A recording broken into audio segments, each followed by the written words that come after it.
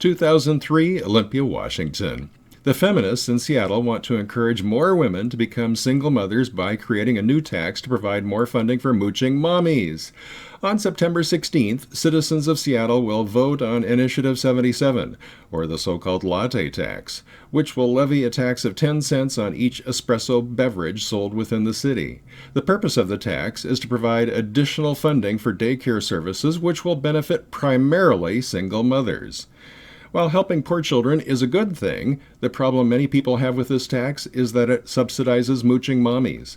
Witless offspring of the feminist movement, mooching mommies generally start reproducing around age 19, although many start sooner than that. Encouraged by the feminatics, femagogues, and misandrists to believe they are victims to whom society, that is men, owes life, happiness, pleasure, and support, these insatiable sows voraciously feed at the public trough, squealing in demand for ever more stuff with which to fill the bottomless pit of their pathetic, empty lives.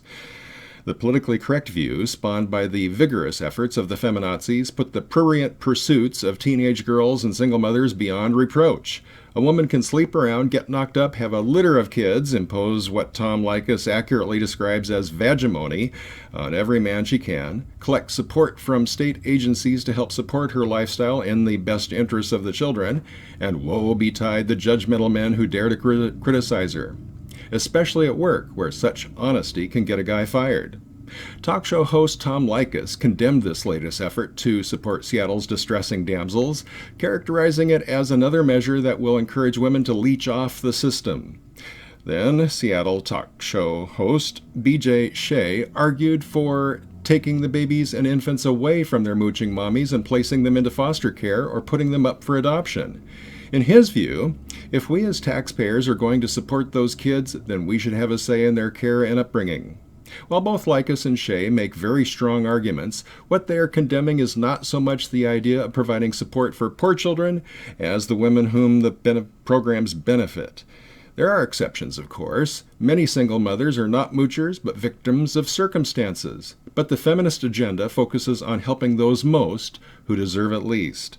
The reason so many shiftless sows continue to feed at the public trough is because the programs are tailored to perpetuate themselves by, among other things, excluding many of the women who want to turn their lives around, while embracing and coddling the very women who are least likely to turn their lives around.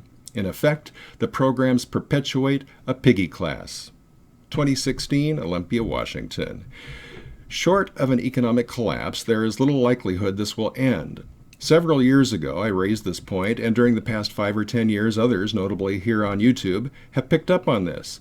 But while a hard recession or outright depression seems very likely, during the past few years, I've pointed out that the economy might very well recover. Despite the ruinous efforts of the American bankers oligarchy, which currently supports Hillary on the left and Ted on the right, entrepreneurs and innovators are already building a foundation for the next economic recovery, which market analyst Gary Savage believes will be led by biotech. See links in the low bar to Gary's blog. In addition, as I've covered in previous videos here, forecaster Martin Armstrong has a plan that could save the economy. The trick there, of course, would be to get the politicians in D.C. to actually implement his plan. This they are unlikely to do unless the economy collapses first. So while on an individual basis we need to hope for the best but plan for the worst, when it comes to cleansing the system of the social disease of feminism that plagues Western societies, we need to hope for the worst but plan for the best. In that vein, what I would like to see is for the leading thinkers on YouTube, like C.S. MGTOW, Burn Chapin, Turd-Flinging Monkey, Stardust, and Sandman, to take on this issue. What should we do if the economy does not collapse, but instead recovers, thereby sustaining the feminist programs that are gradually destroying human society and setting the stage for a population collapse that will create a two-tier society in which the ultra-wealthy live like aristocrats while the rest of us are relegated to the most menial existence? What do you think? Please post your thoughts in the comment section. And if you think these ideas are important, please share them.